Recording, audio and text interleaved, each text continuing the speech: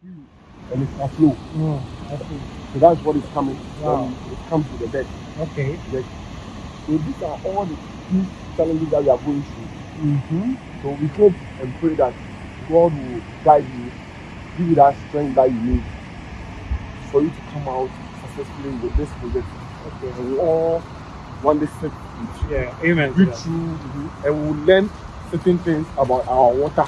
Okay. And we'll call up or Professor Prof. Thank you for your assistance and thank you for the knowledge impartation that you've imparted on us. Then anytime, say Charlie, if not Prof, we'll not get into for the record, I'm not yet at the prof level. You'll get there. But anyway, you'll get there. In time.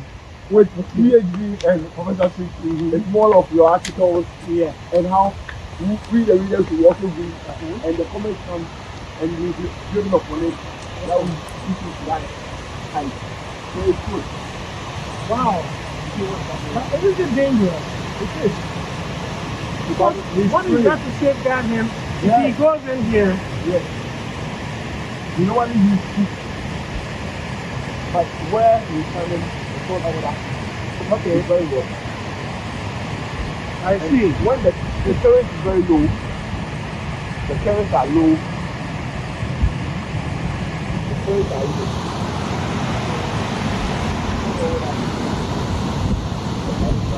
Wow. Yes, in the morning, yes, all the people. Okay. Most people are picking up and then. Okay. That is why you can see the upper. Okay, so I think this is a very good example of what he's saying in reference to aqua growth. If you can, the camera is showing what's down there. You can see a lot of, can I say, plants build up, and of course, like he outlined, this can really affect the treatment plants. If all this kind of organic matter gets into the system, it's going to really clog up and damage the treatment of water, and it's going to really hamper things. So this is the source of water for a lot of towns, Cape Coast and beyond. Okay, so the Kakum River is a very, very crucial freshwater source for a lot of major towns in this area, especially when it regards to the Cape Coast metropolis. I don't know if Elmina is also included. Elmina, so we have Elmina,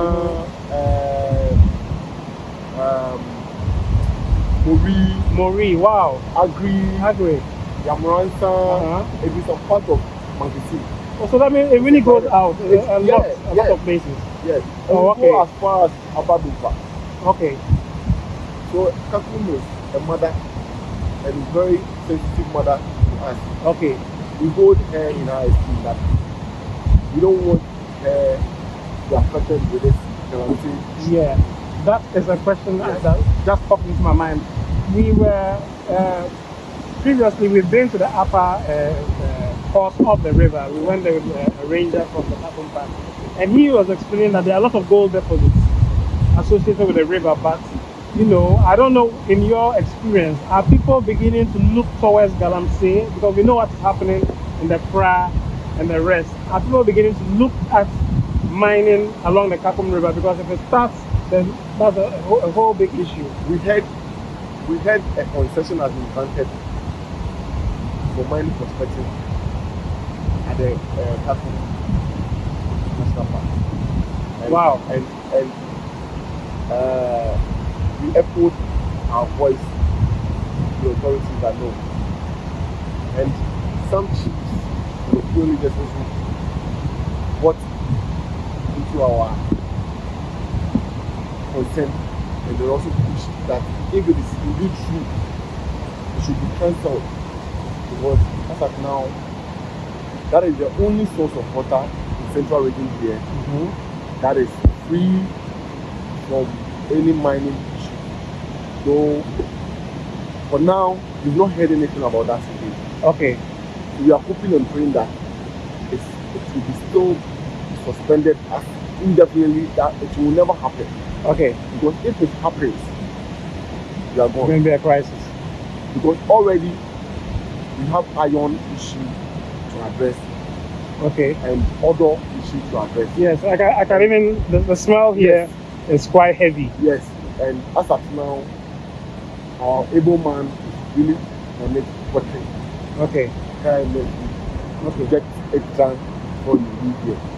Okay, just looking at the surface of the water here, can we say that, because you made mention of the fact that farmers along the river, and that is one place I really like to, look into eventually with regards to the study.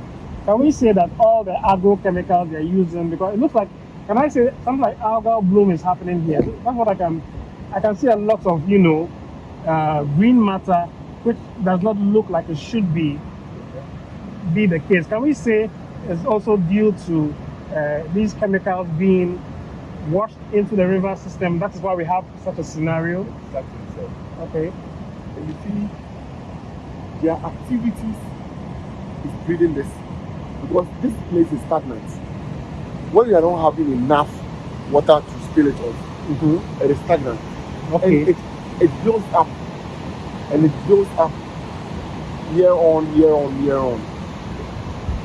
And at the same time, illegal logging of trees Okay. at the banks too is also part. So they will pour the trees, trim the branches inside the rivers, and when the rains start coming, then collect them. And all the debris. Yes. I see. So it is a huge challenge that we are having here, and management to doing their possible best to curtail the activities. So they are on it. Okay. This is the kind of information I'm looking for. Ideally, we are looking at this project being able to really go to the core areas where, can I say, the harm or adverse conditions are present, because those are the kind of areas you want to be collecting samples from, especially when, like I said, regarding microbial communities, the diversity, abundance, whatever is happening there. And then, of course, we look at the particular activities, or can I even say most dominant human or anthropogenic activities that are impacting the river at these locations, so that we can go back and, of course, with this kind of data, we can come to the right, can I say, solutions eventually. So I'm hoping in the coming future, with us coming back definitely, we can go to these locations and we can specifically say here. So you mentioned logging. That is something that's very, very important for me. If we are able to sensitize people that logging should not be done along a river, they are damaging the ecosystem. The vegetation protects the ecosystem, because I know close to Elmina, that's at the mouth of the river, the estuary, we have a mangrove over there, and the inhabitants keep on going to cut the mangrove, and They don't know the importance of the mangrove. meanwhile it's there to protect the water body. But if you are cutting it down, then what? Yes. And What is going to be there for your future floods, generation? when it starts coming Okay. in, the mangrove that sustain it will no longer hold it, and it will leave it only, and you'll be calling for aid from the government. Yes. And we all know our challenge now. So that is very good. We are coming up with this project. So it's a good point that we all have to join hands and come out with a very good factual outcome. Okay, thank you. Before we wrap up for today, I have one more question. With regards to treating the water, at least I know one of your key challenges is what is happening down here in terms of all this plant matter building up. What other challenges are you also experiencing regarding the treatment of water? Can I say on site? Okay, with Kakum River, our challenge is this thing. This is it. This plant buildup. Okay. And the illegalities up to it. Okay. That we are not seeing. Okay. Unless someone draw the attention of management that this is what is happening. Okay. Aside that, we are good. Okay. So when we are able to take care of this and control the activities, Kakum is super. Oh, wow. Yes, Kakum is super. Because when these things are not there, iron won't build up, other won't build up. So the cost of treatment will become very less. Okay, yeah, true. Very less expensive. But the smell is quite heavy. Yes. But when these things are there and it keeps on growing, it keeps on concentrating whilst it decomposes, that is when acquisition of chemicals has to come in. Okay. To suppress or to get rid of this iron deposit in the odor. Okay. So That's why I told you initially that you have to come to our aid. So whatever information is there to support the project, we also bring it out. Okay. And at the end of the day, also give us the key to unlock certain things that is the blind side of us. So at the end of the day, we all hold hands, serve Mother Ghana in the world, and protect our ecosystem. Okay. Amen to that. I know I said last question, but another one popped into my head. And okay, now regarding illegal activities out there, are the people knowledgeable on what they are doing being, detrimental to the river, or it's kind of like 50-50? They know, but they're not too sure about the real impact, the final result. Do they need sensitization? Because I'm also curious, when we start going out there to actually look at what is happening, maybe we go to somebody's farm along the river bank, are they going to be receptive, or are people a bit reluctant? Maybe they know what they're doing is not good, so if they see people coming around to investigate, are they going to get confrontational? So what is the knowledge out there? Let me say 50-50. Okay.